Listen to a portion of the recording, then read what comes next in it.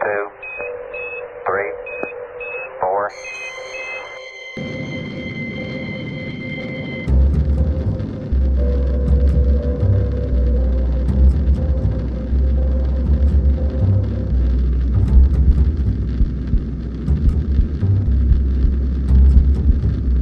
Pulp Culture Cafe presents classic sci-fi.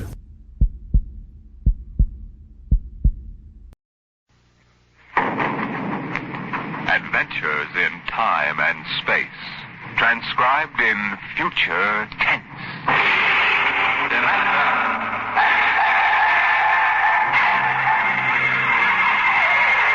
On stage tonight, Dimension X.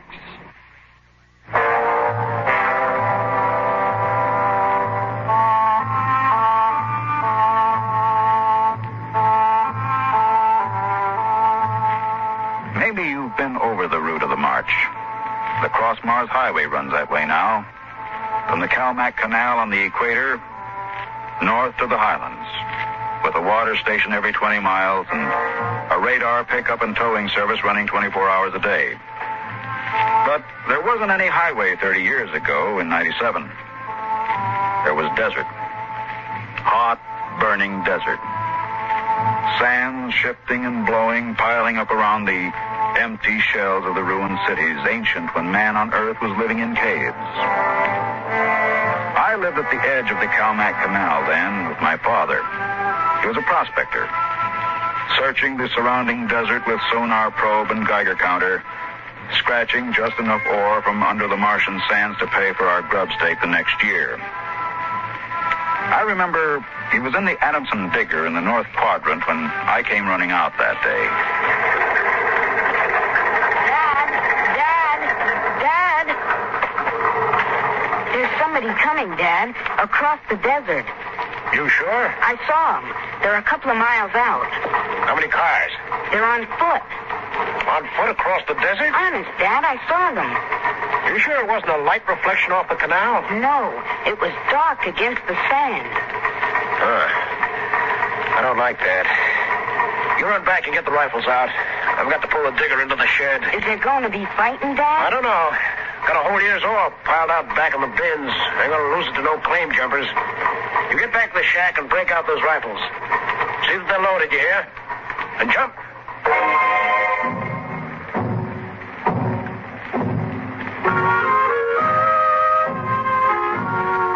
Dad had 3 surplus Army rifles and a couple of homemade grenades made out of ore cans stuffed with Adamson A explosives. We crouched inside the shack waiting. The shadow of the water tower in the doorway grew longer as the quick Martian dusk settled down over the desert. There they come, Al. There's 2 of them. There's something funny about that second one. Look, he's all spindly, and his head's funny. Yeah, his head's funny, all right. Now, that's a Martian. I never saw one off the reservation before. There hasn't been one, not in 10 years. I don't like this. Here they come, into the door Now, you remember what I told you. Line up the sights and just squeeze the trigger. Hello! Hello there! Now, Dad? Hello! Wait a minute. What do you want? Water! What are you going to do, Dad? Where do you come from? Wholeswell. You're lying. That's 100 miles across the desert. I know.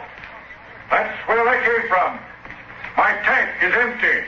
I need water. Well, drop your gear and come up here slow. Tell that Martian to stay where he is.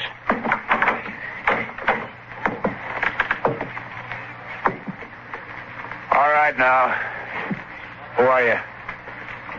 My name is John. John, huh? What are you doing with that spider? His name is Kantalka. I don't care what his name is. What's a human doing with a Martian? I found him in the dry bed of Calmac Canal, nearly dead of thirst. Probably ran off from the reservation. When our brothers are caged, they seek freedom. Brothers? Those spiders? All living creatures are our brothers, on Mars as on Earth. Oh, wait a minute. at False Wells told me there was a screwball hedge preacher over there hollering about letting the spiders loose off the reservations. Let no man call his life his own. No man or tribe nor nation. I guess that's you, all right. Yeah, Bert told me they called you Crazy John. Oh, well, I don't suppose there's any harm in you. Go on, fill up your tank at the air still. You can even have supper with us. We would be happy to. We? What do you mean, we? Contal Carr and myself. That spider? Oh, no. I ain't having a Martian sitting down to eat with me. Now, you come on, no. Thank you, sir, no. Where my brother is not welcome, I cannot go.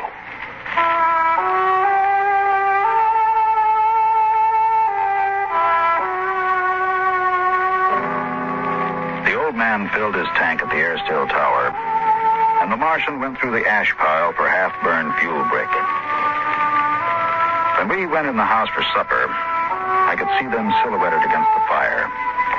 The old man with his wild hair and beard, and the thin, spidery arms and legs of the Martian.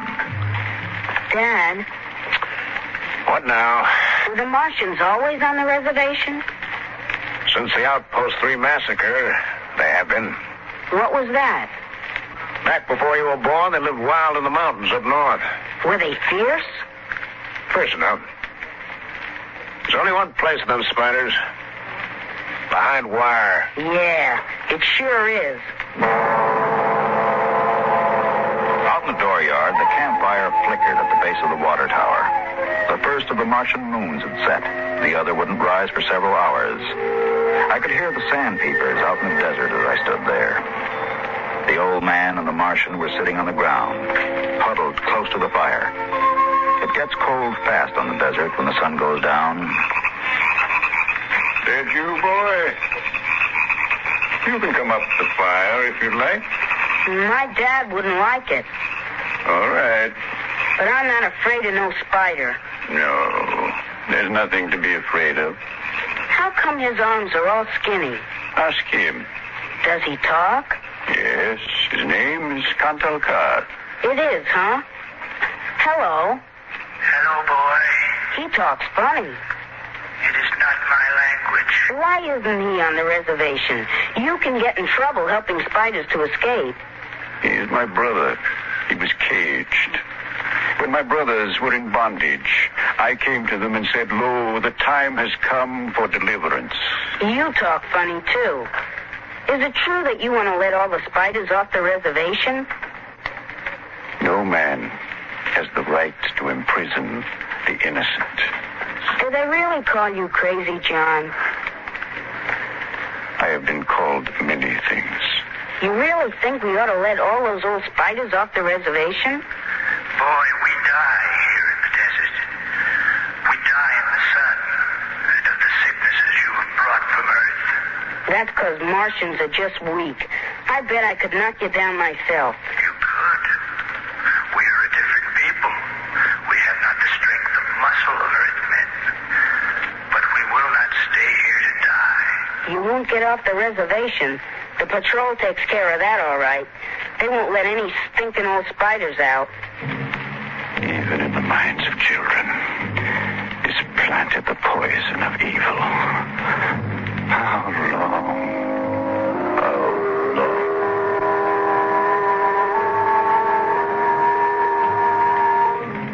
That night through the window, I could see the flicker of the old man's campfire. He was walking up and down now, shouting, singing hymns, verse after verse, his white beard catching the light as he passed behind the fire. The Martian sat slumped over, his thin, spindly arms folded across the huge barrel chest that had developed over the centuries as the air of Mars thinned and escaped into space. In the morning, I looked out and they were gone.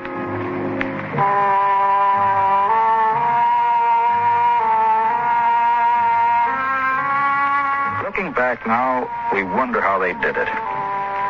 The high voltage wire around the reservation carried a fatal charge. The patrolmen in the tower had 50 caliber machine guns.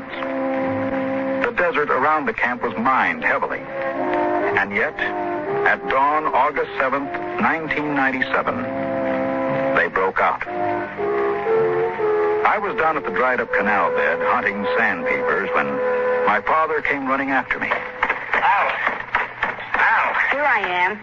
Come on, back to the house. What's the matter, Dad? Now, shut up and run. What is it? Spiders busted loose. Bert Alstrom radioed in. They coming here? They're headed this way. Murdering devils. Did they kill anybody? 6 patrolmen when they busted through the wire. Now get inside. What are you going to do, Dad? Wire a keg of Adamson A across the gate. You get in there and get the guns out. I got the rifles and shoved a full clip in each one. Then I slipped a primer fuse in the homemade grenades and lugged them out on the porch. Dad was running lead wires back to the detonator from a half keg of Adamson A he'd set across the gate. That's set. Give me one of those rifles. Will they be here soon? You can see the dust over the rise. There they are, Dad. There they come. Now, wait a minute. Hold up. I want to get a good shot. Let them get closer. Dad, that's Crazy John up in front. There. He's taller than the spiders. You can see his beard. Yeah, you're right. The renegade rat. Probably helped him break out of the reservation. Now, listen, Al. If anything happens to me, you light out back to the shed. You can hide out in the empty ore bins till they go away. You got that? All right, Dad. The spider's shouting something, Dad. That's probably a trick. Get down a little, Al. You're in the way. Yeah, I got him clear now. Right in the head. No, up a little now. I got him. Dad, look out. They've got guns. Down, get down. Dad. Get out, Al. Get out to the shed. But, Dad, you're hit. Go on. Those spiders are going to rush. Get going. I can't leave you. Shut up. Get out of here. You hear? Get out there.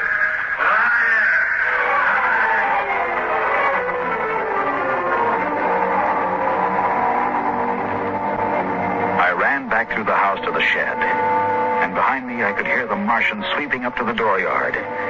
Then suddenly, the ground shook, and I could feel the dull concussion waves hit my ears as the Adamson A exploded.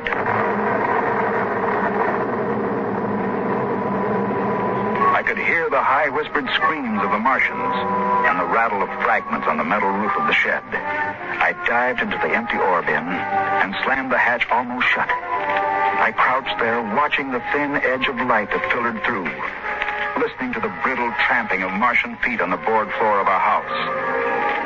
The shooting had stopped, and the shouts had died away. I sat there waiting, and then suddenly a shadow fell across the edge of light, and the hatch slid open on top of me. You leave me alone. I'll kill you. Boy, I've been looking for you. Where's my dad? What did you do to my dad? He's dead. You killed him. You and those spiders. You killed my father. Come out of there, boy. You let go of me, you murderer. Come on out. I'll kill you. I'll kill all those stinking murdering spiders. They are our brothers, boy. Your father shot without warning, and the fire was returned against my orders. You did not have to shoot. Our brothers came in peace. They're going home to their mountains. We came to get water for the journey. You mean you just wanted water? You... Dad. Patrol will be following us soon. We must go. And the boy? We'll have to leave him here with water and supplies. No, the Earth Patrol would question him. We need the time. He goes with us. He can't. It's straight across the desert to the mountains. He'll die. John, since the Earthmen came to Mars, the Highlanders have died like the grass in the hot sun. We are going home. One life cannot stop us.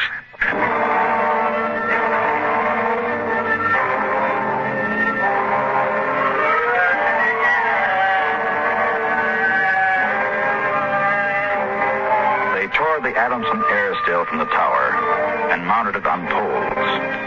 They piled our supplies in the yard and loaded them on their backs. And then they started.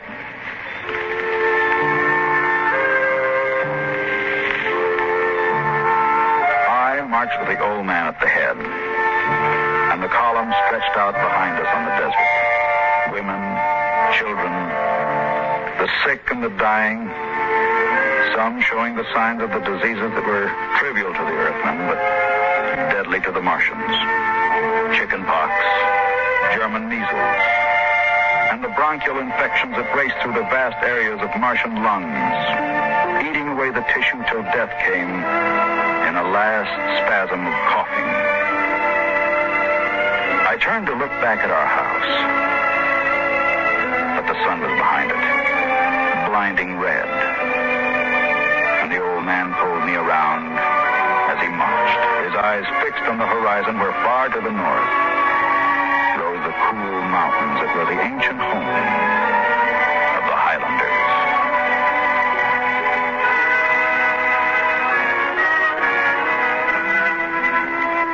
14 of the Martians died the first day. They dropped to the side of the column when they could go no further and died. The march went on. The sun burned down in the day. The air shimmered with the heat.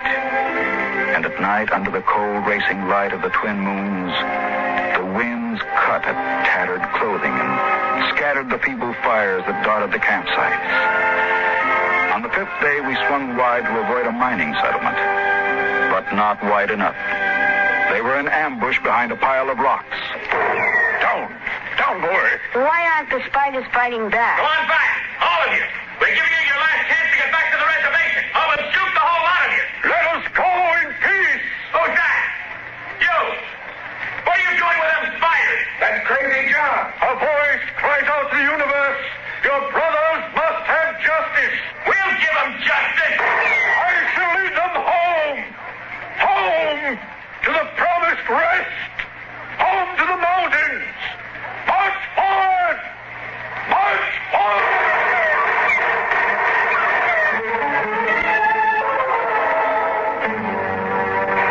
Past the rocks they marched, and the Earthmen fired as fast as they could reload. A Martian would spin and drop as the heavy caliber bullets shook his bones to brittle fragments. But the march went on.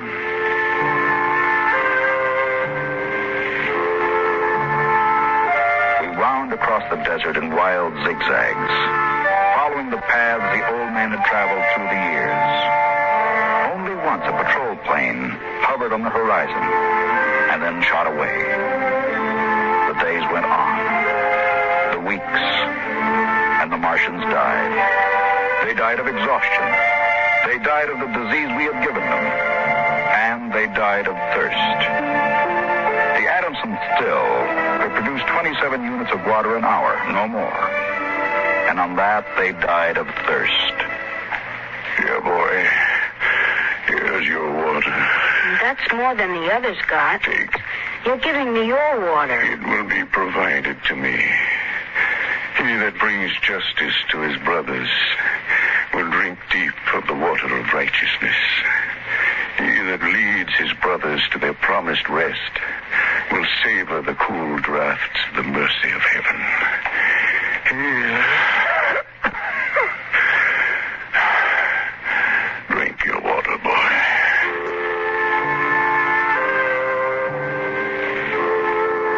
Across the desert, from the Calmac Canal to Fever Dip, past the towering mesas of the Higgins Badlands, across the dry sea bottoms, they marched. On the 54th day of the march, we halted at evening. The air was thinner and colder now. The rations had long since been exhausted. And around the campfires, they cooked the hard, bitter kernels of the dogbush nut that grew on spiny stalks like earth cactus. I lay down to sleep wrapped in the old man's coat. Early in the morning, before sunrise, I woke suddenly. The ground mist that had covered the desert the night before was lifting slowly, and I saw the old man standing by the burned-out fire. the vapor swirling around his legs, and the cold light of the false dawn edging his wild beard. Go back to sleep, boy. I can't.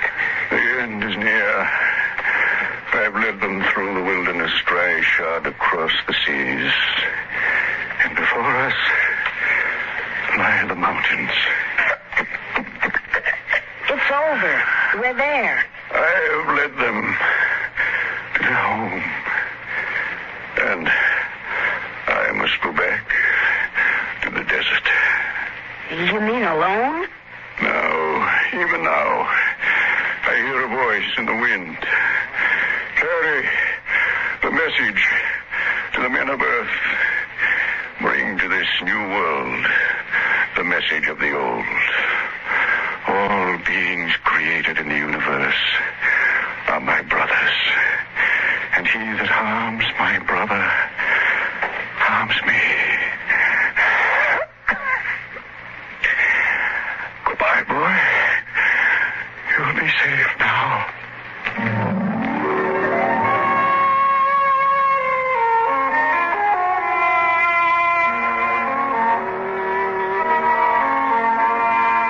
Martians found him 500 yards from the camp, dead. He had given me his water. He had divided his ration among the sick. And yet his gaunt, tall body had lasted till the march was done, till the mountains were in sight.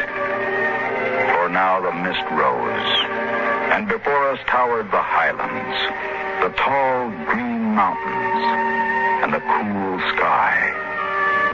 The march was over. Of the 7,000 Martians who started, 900 were alive. They gathered now on the rise of ground and faced the hills. Their thin bodies wavered as they stood, and some dropped to the ground as they stood there. But there was a light of hope in their large, staring eyes. Most of them had died, but they had died on the way home. And now the march was over.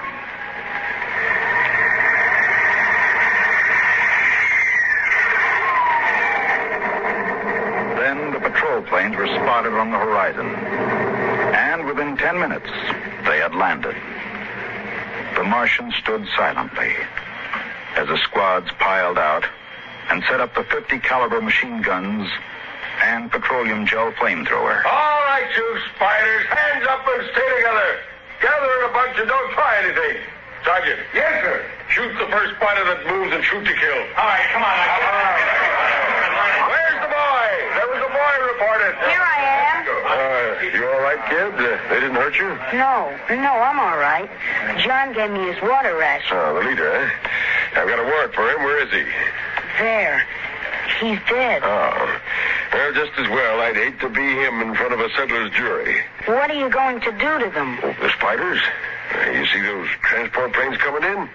We're going to ship them all back to the reservation where they belong. You mean take them all back? Lock, stock, and barrel. They'll be back behind wire before tonight. Hi, Sergeant. Get them broken up in groups of 50. The first transports are coming in. You can't. You can't do that. What are you talking about, kid? Oh, you can't take them back. They're home. John said they were home. You take it easy, kid. You're all right. Now we rescued you. You don't have to worry about these spiders anymore. You can't take them back. It isn't fair. I won't let you. I won't let you. I won't let you. Hey, let go of me. Hey, Sergeant. Yes, sir. I can feel this crazy kid off me. They're home. Can't you understand? You can't take them back. All right, now, kid. Easy. Must be short, Ken.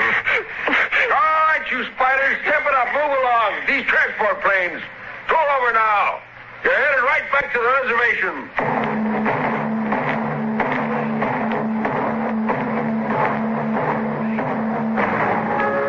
They separated them in groups of 50 and loaded them in the planes. 900 out of 7,000. And soon the first big-bellied ships waddled out on the hard sands and lifted slowly into the air, headed back to the south, flying over the trail of dead and dying who started on the march to the highlands, the march to home. Come on now, kid. You'll feel better as soon as you get back to civilization. And don't worry about those spiders. They're taken care of now.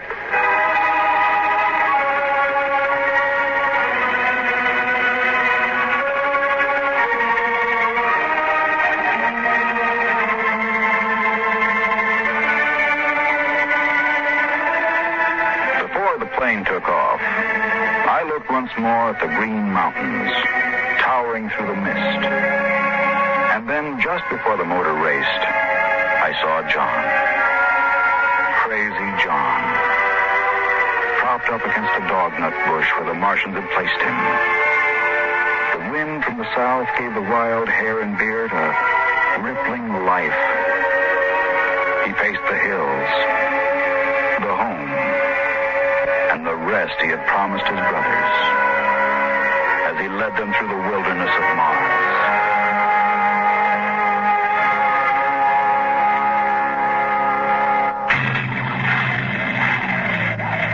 Be with us at this same time next week for another adventure into the unknown world of Dimension